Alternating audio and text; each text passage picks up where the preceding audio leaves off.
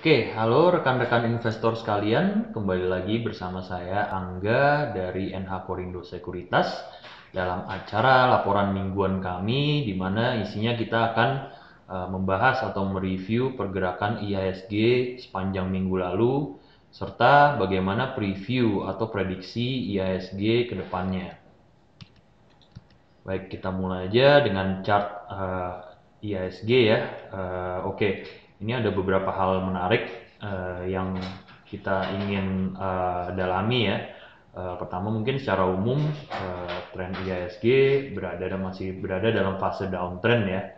Tapi yang menarik ini ada fenomena gap up dan gap down yang terjadi dalam rentang waktu kurang dari 2 minggu ya.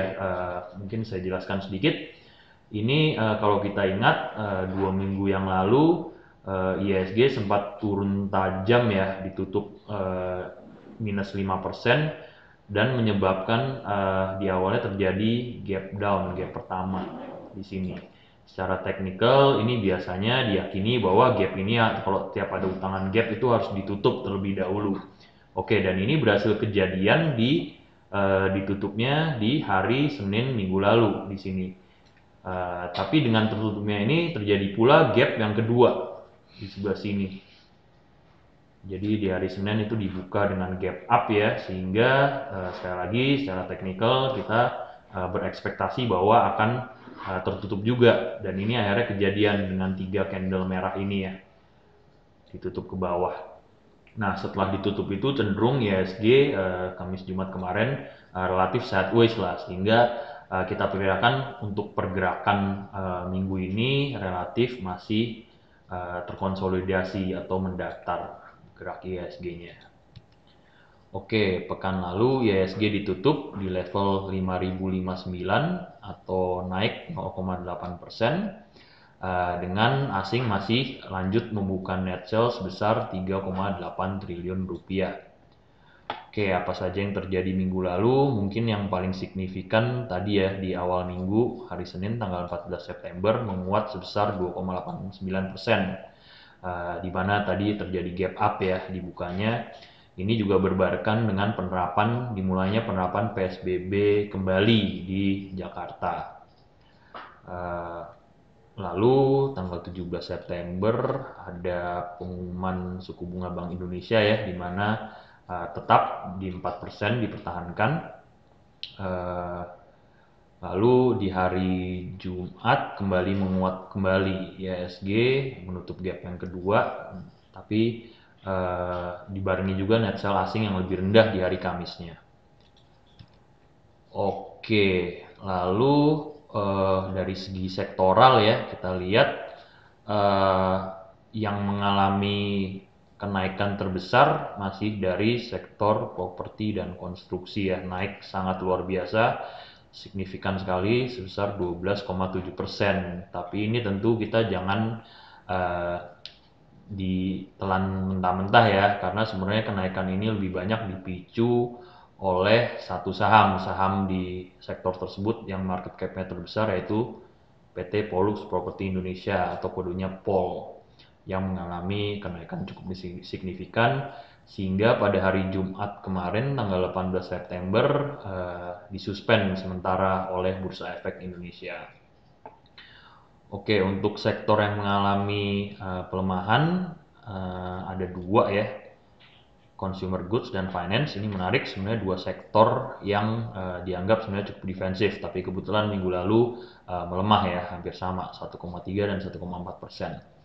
Oke, kalau kita lihat dari saham-saham apa aja yang banyak ditransaksikan oleh asing, dari top buy-nya ada BMRI ya di peringkat pertama.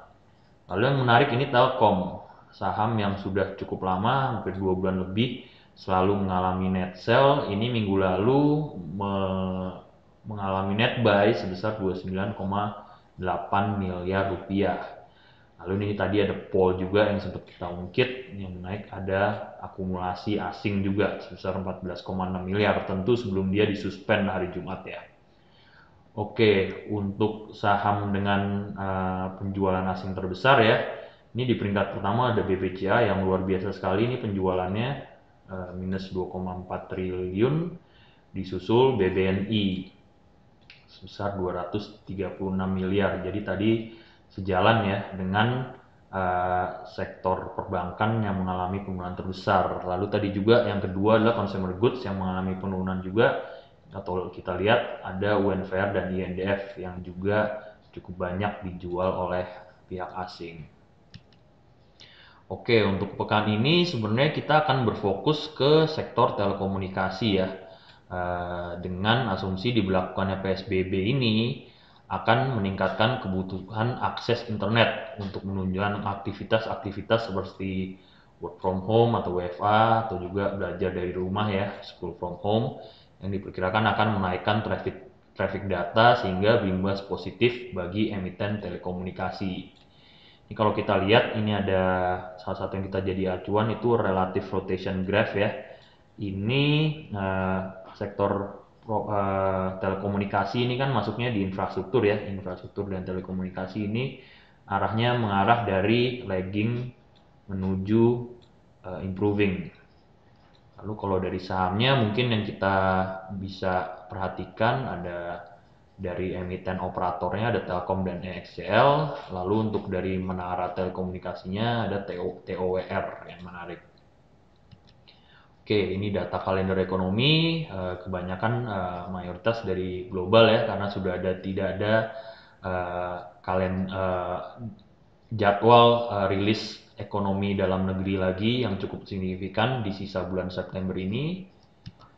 Lalu ini jadwal kalender aksi korporasi atau corporate actionnya mungkin sudah mulai sepi ya.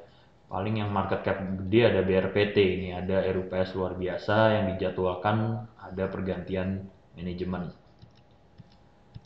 Oke, sekian itu saja mungkin untuk market review minggu ini. Selamat berinvestasi dan terima kasih.